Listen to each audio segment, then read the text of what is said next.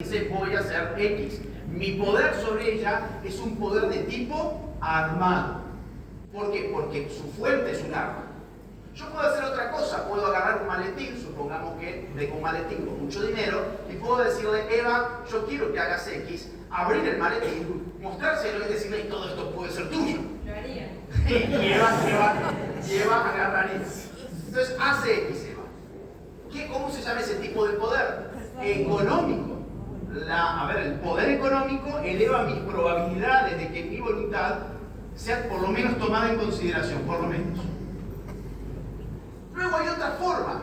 Yo puedo agarrar y decir, bueno, Eva no quiere hacer X, pero yo tengo mucha influencia en las instituciones políticas de esa sociedad y termino cambiando legislaciones que terminan ejerciendo una fuerza coercitiva de que si Eva no hace eso, ¿qué pasa con Eva? Termina presa. ¿Eso cómo se llama? Poder político. El poder armado también es coercitivo. Poder político. Ahora yo puedo hacer algo incluso más interesante, que es tomármelo con más calma, no estoy tan apurado, voy a empezar a modificar todo el contexto cultural de Eva, las canciones que se ponen de moda, impacto sobre las películas, el cine, las series, las narrativas, el lenguaje, las creencias de esa sociedad empiezan a cambiar, empiezan a modificarse, y curiosamente Eva, por lo menos mis probabilidades de que haga X van aumentando. No con la misma velocidad que cuando le saqué el arma, ciertamente, o que cuando cambié una legislación, o que cuando le mostré el dinero. No es la misma velocidad, pero es la forma más inadvertida. Es la forma más inadvertida, lo cual me muestra que la cultura configura un concepto muy importante para nuestros enemigos, los neomarxistas, de la escuela de Gramsci sobre todo, que es el concepto de hegemonía.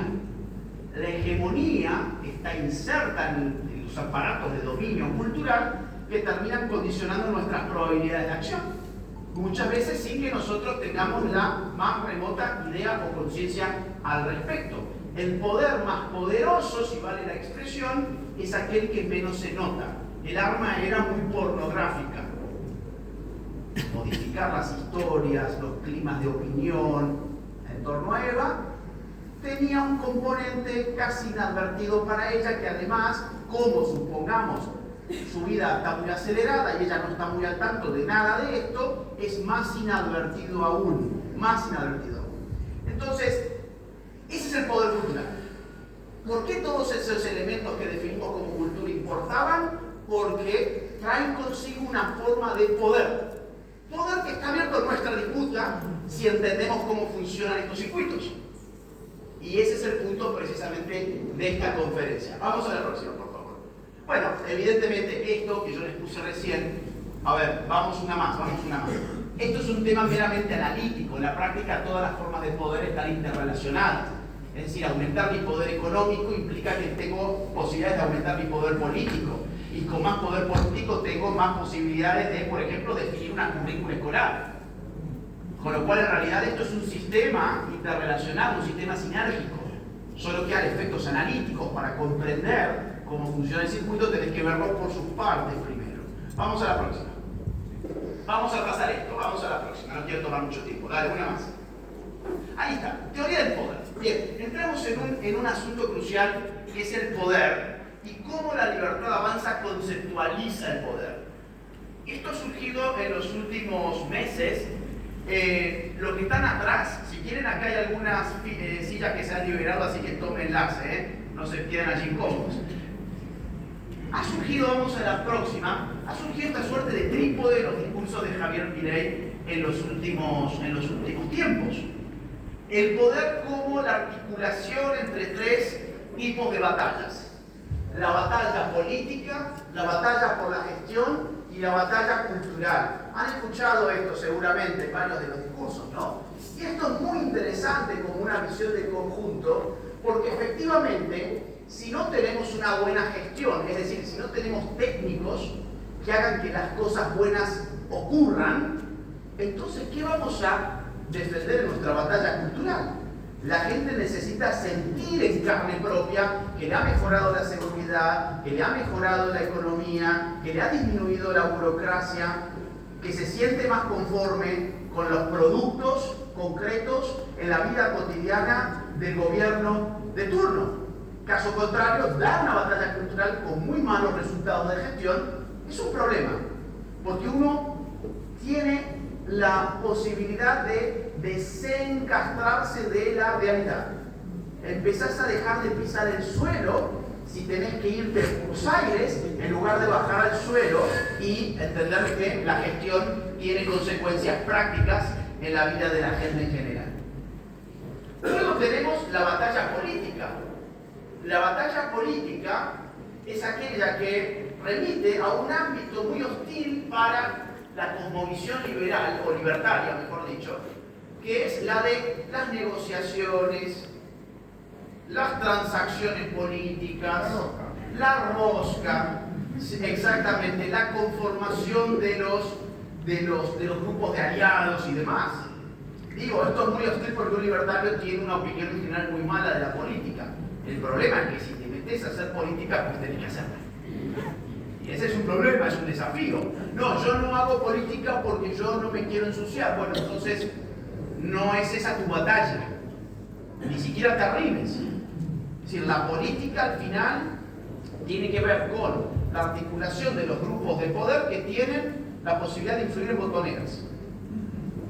Si acá no se triunfa, se pierden los puestos de la política. Se pierde el poder en las instituciones de un Estado, sean ejecutivas, legislativas, lo que fuere. Y ahí vas a tener un gran problema. Hagamos silencio allá atrás, por favor. Pedir allá atrás. Entonces, la batalla política, amigos, es indispensable. A algunos les gusta más, a algunos les gusta menos.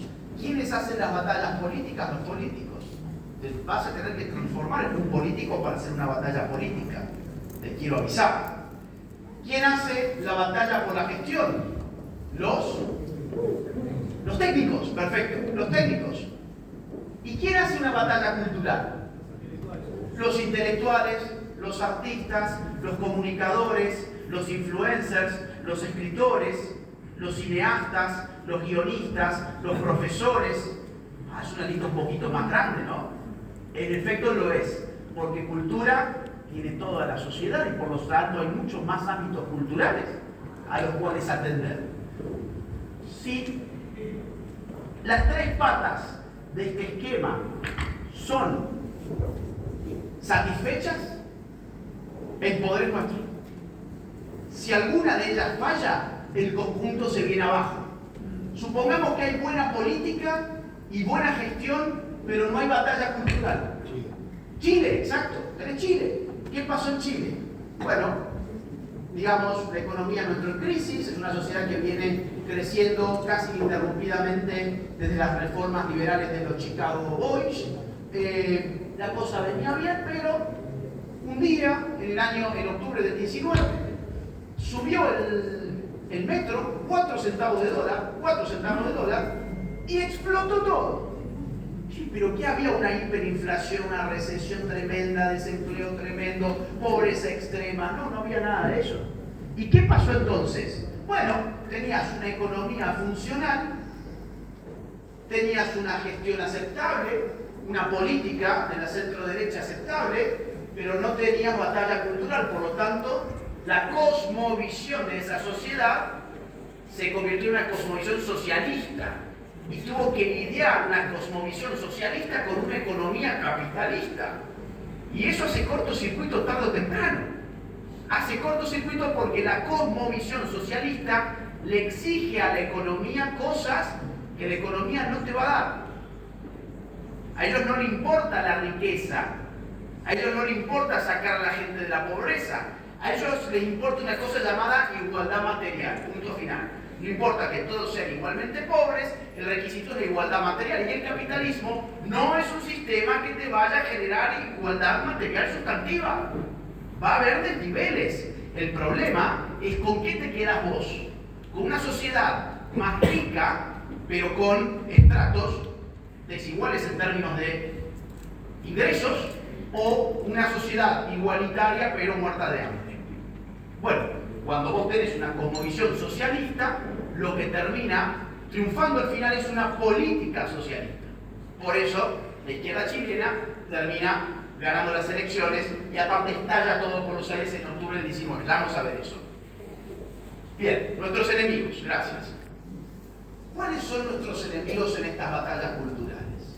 Vamos a la próxima. Yo diría, es un mismo monstruo, pero que tiene 3 cabezas. Es un mismo monstruo que tiene 3 cabezas. Una de ellas se llama socialismo del siglo XXI, la otra se llama wokismo y la otra se llama globalismo. Hoy vamos a ver 2, socialismo del siglo XXI y wokismo. Lo de globalismo lo vamos a dejar para otra ocasión. ¿Qué significa que el monstruo tenga 3 cabezas? Significa que los wokes son al mismo tiempo socialistas del siglo XXI y son financiados a su vez por los aparatos globalistas. Viceversa, los aparatos globalistas financian las agendas wokes y a su vez aportan en las campañas del socialismo del siglo XXI.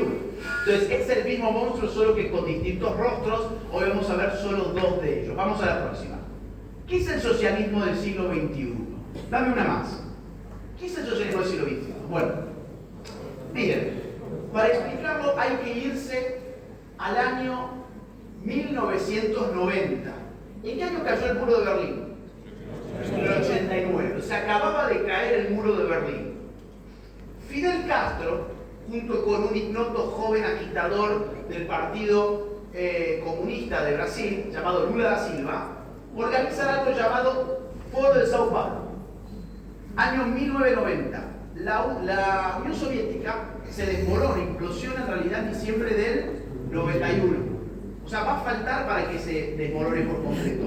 Pero Fidel Castro, ni lento ni perezoso, y además es un tipo inteligente, muy al servicio del mal, pero inteligente al fin, se da cuenta que eso se viene abajo y él necesita construir una nueva base de apoyo político, logístico y económico. Para eso organiza el Foro de Sao Paulo, una especie de estructura internacional de articulación. Sí, hola, ¿me están escuchando, no? Sí. Ok. Una estructura internacional de articulación estratégica de las izquierdas. ¿Qué izquierdas? De todo. Partidos políticos, movimientos sociales, grupos de derechos humanos, como Madres de Plaza de Mayo, Abuela de Plaza de Mayo, etc. E incluso, grupos indígenas, grupos indigenistas, mejor dicho, e incluso también grupos guerrilleros colombianos eran parte del Foro de Sao Paulo desde sus inicios. Justo cuando Occidente estaba gritando o escribiendo a través de la pluma de Francis Fukuyama el fin de la historia, con la caída del muro de Berlín, libro publicado en el año 92 por Francis Fukuyama, un intelectual norteamericano muy conocido y de mucho prestigio, sobre todo en la primera década.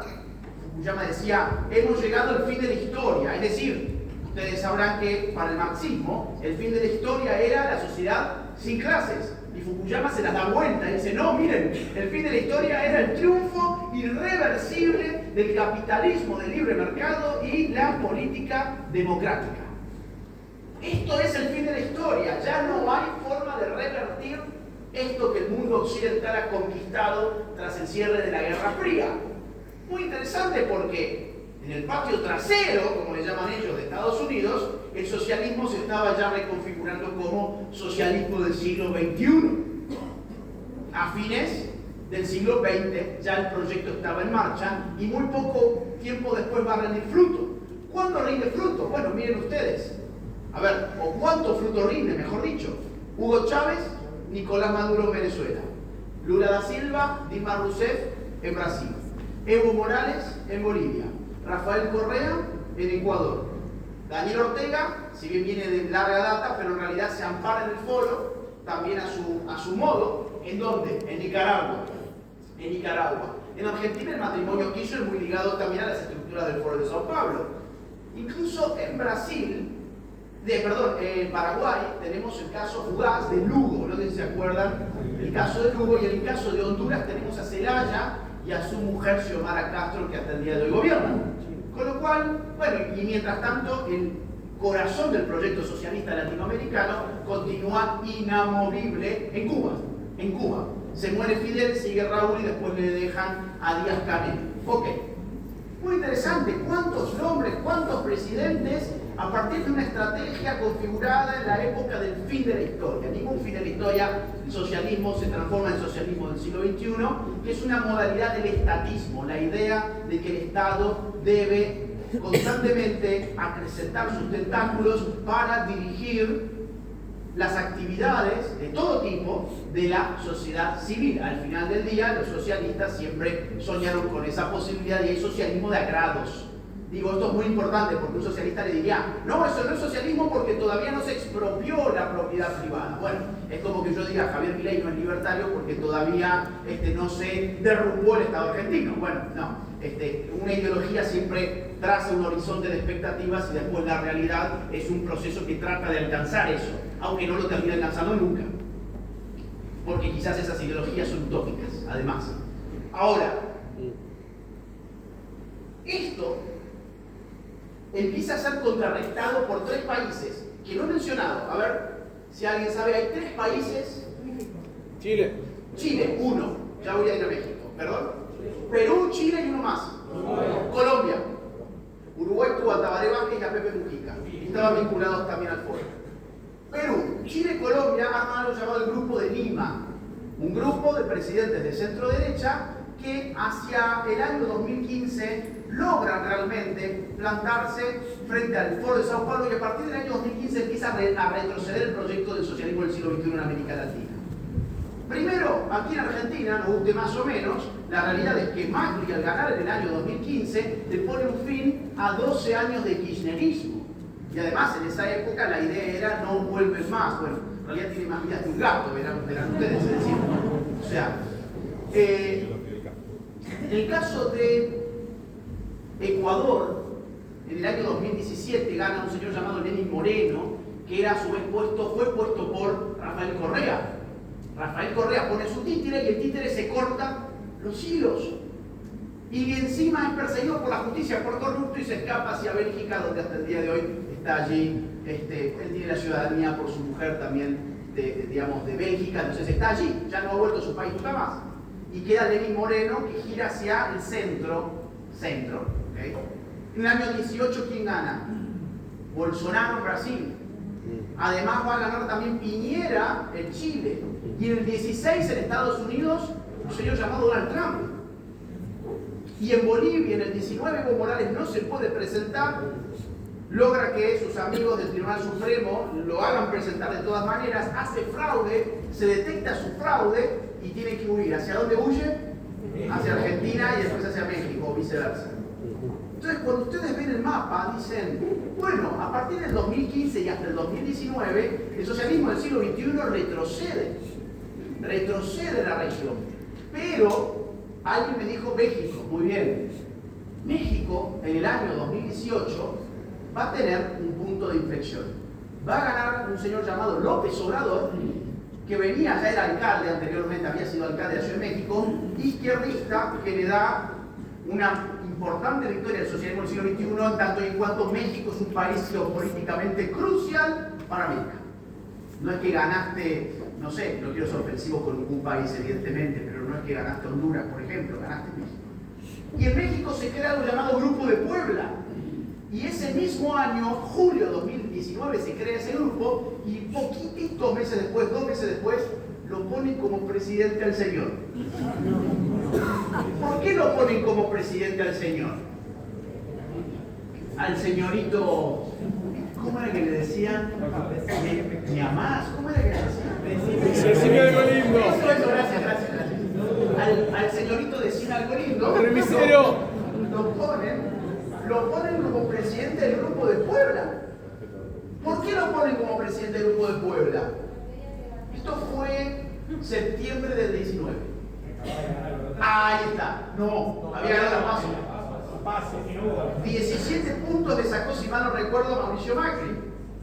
Entonces, claro, estos tipos dicen, wow, esto nace en México, en Puebla. Y ahora Argentina, otro país políticamente muy importante para la región, vuelve el kirchnerismo. Este tipo, junto con Cristina Kirchner, van a ganar las elecciones porque Macri, por más que sí se puede, en realidad no se pudo. Ojo, es una buena remontada, ¿eh? O sea, hay que asumir las cosas cuando son. Remontó, y creo que 10 puntos. 10 puntos. 10 puntos remontó, y nosotros ahora en octubre tenemos que remontar. Así que, sí se puede, sí se puede. Miren, este tipo entonces se convierte de la noche a la mañana en la gran esperanza del socialismo del siglo XXI en América Latina en general. Septiembre del año 2019. Octubre del 19 pasan dos cosas muy importantes. En Ecuador, revuelta indigenista, casi lo voltean a Lenín Moreno, que tiene que desplazar su gobierno de Quito a Guayaquil, se esconde en Guayaquil, casi un golpe de Estado, y una semana más tarde, una revolución en Chile, exacto, Chile. Lo que les conté recién, revolución. ¿Por qué digo revolución? Bueno, porque abrió un proceso constituyente, no una reforma constitucional, una nueva constitución, un texto constitucional desde cero. Hasta el día de hoy lo han intentado 2 veces, han presentado 2 textos, ninguno de los 2 textos fue aprobado por la sociedad, pero fue una revolución. Ahora, esto va a traer coletazos electorales en todas partes. Digo, vas a tener luego, a principios del 20, una revuelta en Colombia, el otro grupo del Grupo de Lima, quiero decir, y vas a tener en Perú, pocos meses después, una gran revuelta que le va a costar la cabeza a 3 o 4 presidentes distintos en solo una semana. ¿Se acuerdan de esa seguidilla de presidentes fugaces, parecidos a los nuestros de 2001, pero en Perú en el año 2021, si mal no recuerdo, fue esto? Bueno, entonces van a venir los triunfos electorales de las izquierdas. Año 2021, triunfa en Chile Gabriel Boric. Segunda vuelta. En Perú, triunfa Pedro Castillo pocos meses después. Pedro Castillo, un tipo maoísta. Gabriel Boric, un joven socialista muy radicalizado, incluso reivindicaba atentados terroristas del MIR, termina siendo presidente. En el caso de Pedro Castillo es asociado a Sendero Luminoso, el grupo terrorista de los años 80 peruano. Y en el caso de Colombia, otro guerrillero en segunda vuelta, Petro, que había sido como López Obrador, candidato de la capital de su país, de Bogotá, una gobernación para el olvido. Y en el caso de Brasil vuelve Lula. Entonces, cuando vos ves el mapa y Ecuador está prendido fuego, se convierte en el país más peligroso de todo el continente por el narcotráfico. Cuando vos ves el mapa, decís, vamos a la próxima, año 2023, tenés esto. Esto es enero del 2023. Miren, a mí me hubiese gustado encontrar este mapa con Estados Unidos y con Canadá también, porque también tendrían que ser rojos. Claro. Y no rojo republicano, ¿por qué? Porque Biden le va a ganar a Trump en las elecciones del 2020, ¿20? ¿O 21? 20, gracias. Gracias, 20. Y en Canadá Trudeau hegemonía total. Ahora, ¿cuáles son los países que no están en las cartas del socialismo del siglo XXI? Nada, 4 o 5 y aparte chiquitos en términos de PBI, territorio y población. Por ejemplo, Costa Rica, Guatemala, El Salvador, Uruguay, Paraguay, Ecuador. Pero Ecuador no lo cuenten mucho porque hay mucha turbulencia en ese momento. Ahora la cosa después de las últimas elecciones parece más o menos querer acomodarse, pero en ese momento yo no le encontré ningún color, de hecho. Hay casi un vacío de poder. Claro, vos ves esto y decís, listo, ganaron los socialistas de una manera contundente. Ya ni siquiera tengo un grupo de Lima. Perú, Chile, Colombia también fueron derribados por el socialismo del siglo XXI. Pero en noviembre del 2023 ocurre algo en nuestro país. Es que gana Javier Milei en segunda vuelta. Y esto, miren, yo más o menos entre 10 y 15 días por vez estoy fuera de mi casa, en cualquier país de la región, ayudando a justamente pintarle azul este mapa. Y les puedo asegurar que esto que pasa en Argentina no es simplemente que somos vanidosos, ni soberbios, ni engreídos los argentinos, es que realmente esto generó muchísima esperanza en el resto del continente. Javier Milei se convirtió en un faro para la región, no solo para el mundo hispanoamericano, sino también para el anglosajón, o sea, para el norte. Donald Trump, por eso, se saca una foto con Milei atrás del escenario en una de las visitas de Milei a un CPAC en los Estados Unidos, y por eso también el respaldo, por ejemplo, de Elon Musk en su momento, la creación de Doge y todo lo que ya sabemos. Entonces, en el año 2023, fines de año, nuestro país se pinta de azul, teniendo por azul centro derecha o derecha, ¿de acuerdo? En febrero del año 2024, otro acontecimiento en El Salvador.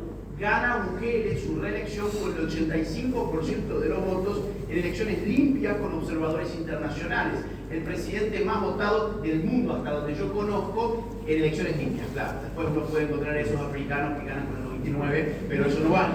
En este caso, con observadores internacionales. ¿Por qué? Por políticas de mano dura que convierten a El Salvador en muy pocos años en el país más inseguro del mundo. Una tasa de homicidios, si mal no recuerdo, del 62, en su época más crítica. Yo fui en esa época, yo fui en el año 2017, la tasa, si mal no recuerdo, estaba en 62. Para que ustedes se den una idea, la de México suele estar en 30 más o menos, en 30.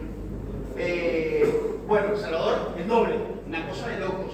Y en muy poco tiempo se convierte en el país más seguro del mundo, más seguro del continente, por lo menos en términos de tasa de homicidios. Luego vamos a tener elecciones de nuevo en el norte, Estados Unidos, vuelve Trump a la Casa Blanca y tenemos elecciones en Ecuador, donde el correísmo hace pocos meses perdió en segunda vuelta, lo cual hace que no hubo a un tipo de centro, digo, no es un tipo de derecha, es un tipo de centro con alguna inclinación más incipiente a la centro derecha, pero lo importante es que frenó el correísmo. Y ahora hemos tenido elecciones en Bolivia, donde ha pasado a segunda vuelta un centrista llamado Fernando Paz contra Tuto Quiroga, que es un centro derechista que ha hablado de motosierra, etcétera, tomando muchas cosas de Milei. En Bolivia la segunda vuelta la tendremos en octubre, hay que estar atentos a eso, es muy importante. El moralismo o el evismo ha generado un impacto en nuestro país importante. Entonces la cosa empieza a acomodarse. Mientras tanto, tenemos otras situaciones que ustedes tienen que conocer. Elecciones en Chile a fin de año. ¿Quiénes van a pasar probablemente a segunda vuelta? Janet Jara, comunista, perdón.